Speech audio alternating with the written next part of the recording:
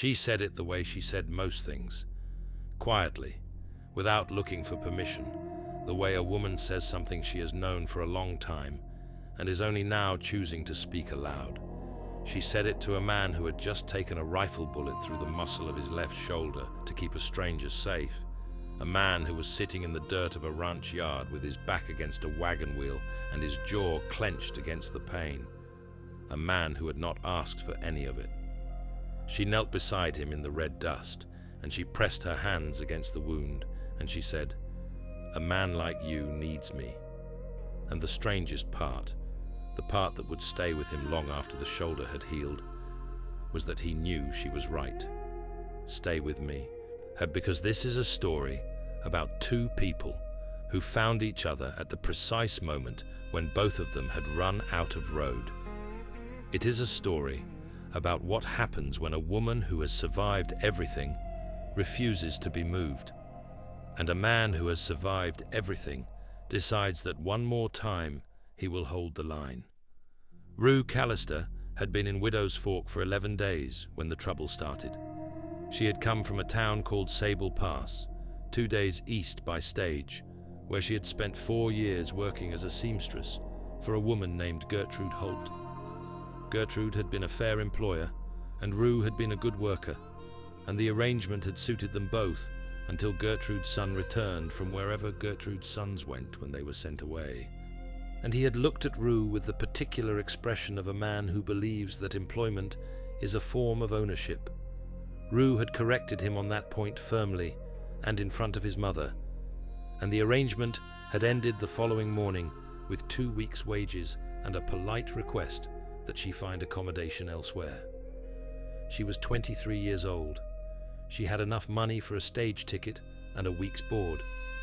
She had small, precise hands that could work any fabric, a sharp and unhurried mind, and dark brown eyes that saw more than she ever said.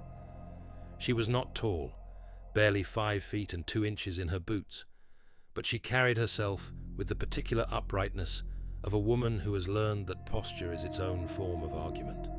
Her hair was a deep, warm brown, almost black, and she wore it pinned tightly at the back of her head against the heat, with a few strands always escaping at her temples, which she never bothered to tuck back. Her face was composed and fine-featured, high cheekbones, a straight nose, a mouth that sat in natural composure rather than effort. She was striking in the way of someone who does not know it, which is the most effective kind. Widow's Fork received her the way frontier towns received lone women of uncertain means, with a mixture of assessment and assumption that Rue had learned to walk through without looking left or right. She found work the second day. 2 ranching families needed mending done, and a third needed curtains cut for a new house going up on the eastern parcel. She was not yet solvent, but she was working, and work was what she understood. She took a room above the feed store from a woman named Mrs. Pryor, who asked no questions beyond whether she had money for a week's rent, and she settled into the small space with the practiced efficiency of someone who has done this before and expects to do it again. She had not yet met Calloway Briggs. Calloway was the kind of man that small frontier towns kept at a distance they found useful. He had come to Widow's Fork 3 years prior with a horse, a bedroll, a Winchester repeater, and a reputation he had not asked for and could not seem to put down.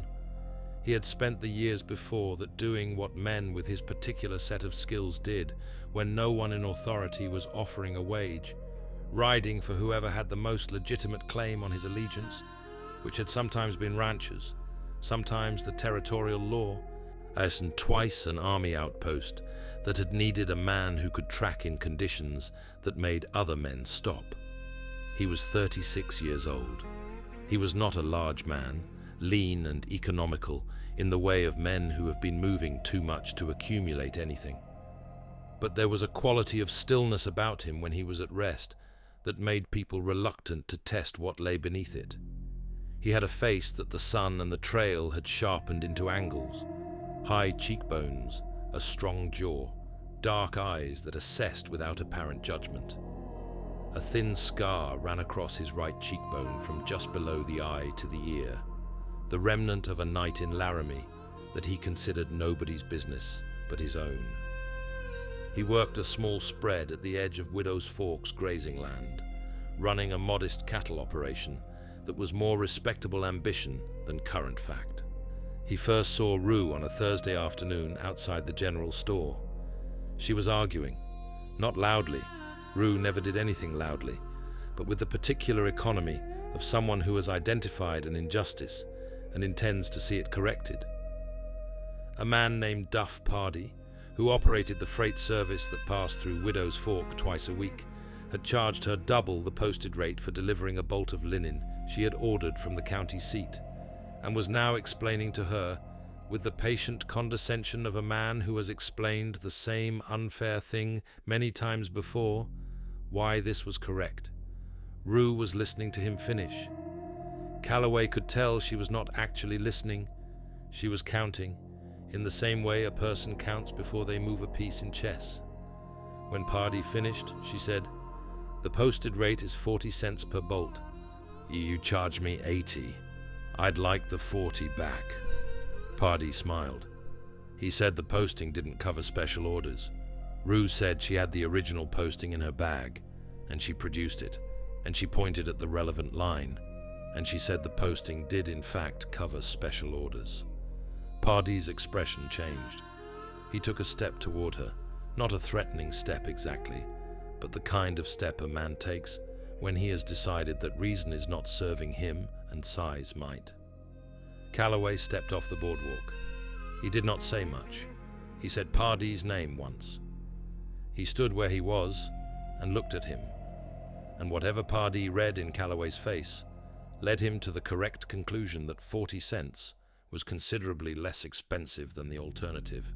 The money was returned. Pardee found somewhere else to be. Rue looked at Calloway with those dark and unhurried eyes and said thank you in the tone of someone who gives thanks without apology and without debt, which was a quality he found immediately disarming.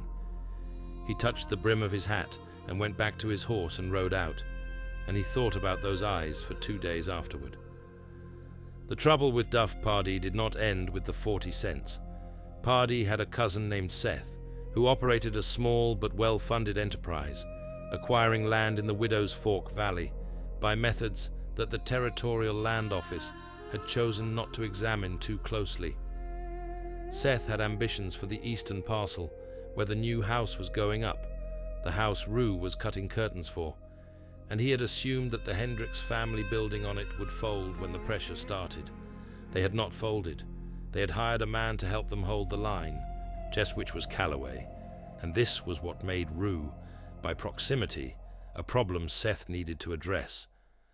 It happened on a Tuesday morning, when Rue was crossing the yard of the Hendricks ranch, carrying a bolt of the linen that had arrived the previous week. Seth Pardee's men came in from the north track, 3 of them, riding fast and low. They had not come for Calloway. They had come to make a point about the cost of persistence, and Rue was in the yard, and a bolt of linen does not stop a horse. She heard them before she saw them.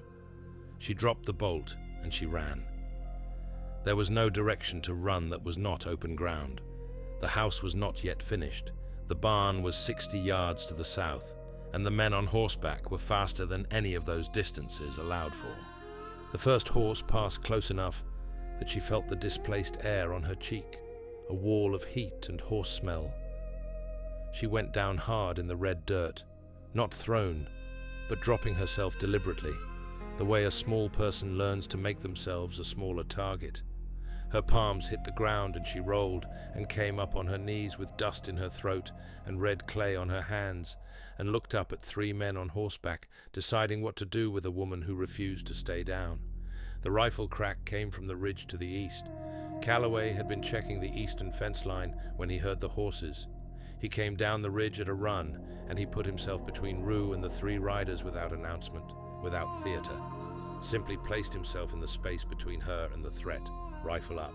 So the exchange that followed was brief and ugly, and not something Rue described in detail later, except to say that Calloway did not waver. He took the bullet through the left shoulder in the second exchange of fire.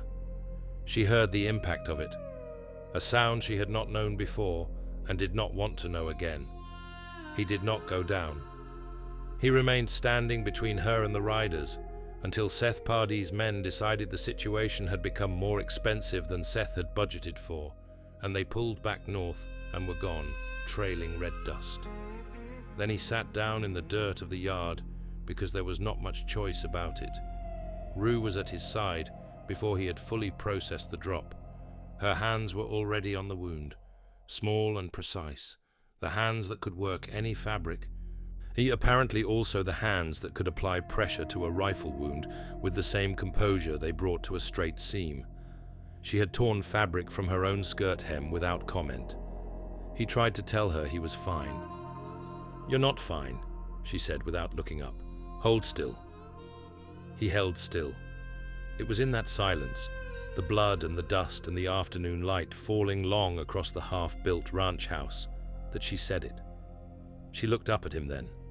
Her hat had come off in the running, and her dark hair was half down from its pin, and there was red dust across her cheekbone, and she looked at him with those unhurried brown eyes, and she said, "A man like you needs me." He looked at her. "You need someone to patch you up," she said, pressing harder on the wound. "You need someone to manage the books on that cattle operation before it runs itself into the ground. You need someone who isn't afraid to argue with a freight man and won't be run off by 3 hired horses." A pause. "And frankly, you need better help than you've been getting." He was quiet for a moment. The wind moved across the dry grass of the eastern pasture. "That's a considerable list," he said. "I'm a considerable person," she said. The sheriff arrived within the hour, summoned by one of the Hendricks boys. Seth Pardee's men were known to the law.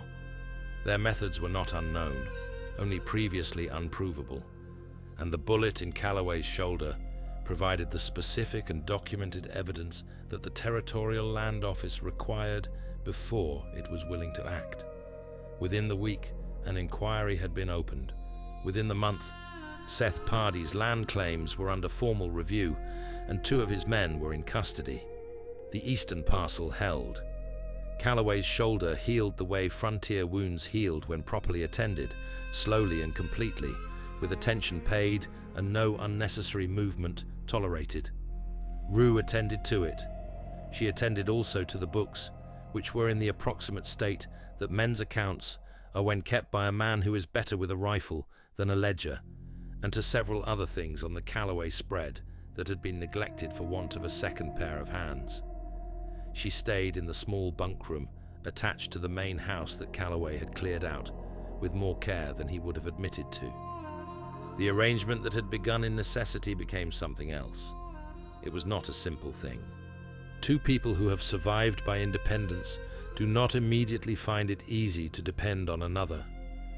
There were mornings when the silence at the kitchen table was the thinking kind rather than the comfortable kind, and evenings when they worked alongside each other without speaking, because the speaking would have required naming something they were not yet ready to name.